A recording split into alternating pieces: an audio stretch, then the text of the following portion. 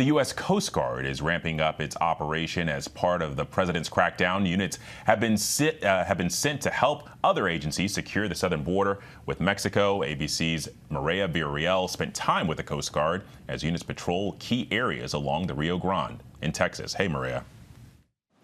So this is an area known as the Rio Grande Valley, also South Texas. Basically, we are very close to the U.S.-Mexico border. In fact, Mexico is just about a quarter mile right behind me, and then a quarter mile up is the border wall that everybody has seen or at least knows a little bit about. But what's really unique about where we are standing right now is this is an RV community that is actually on the other side of that border wall. This is also a hot spot for smugglers, which is why we are seeing resources, federal specifically, being surged to this part of the Rio Grande Valley.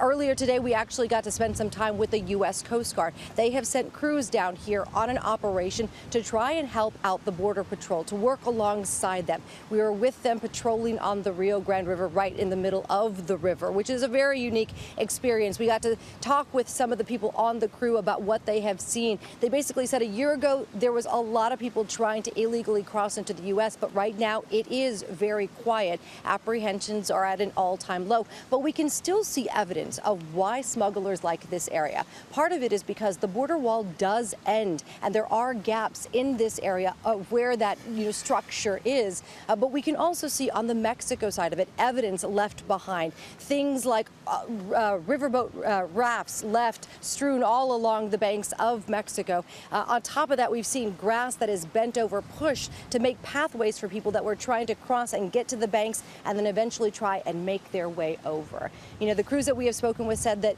they are working alongside Border Patrol in their mission to protect the border, and they're also working very closely with DPS troopers in this area as well as local law enforcement. Alex?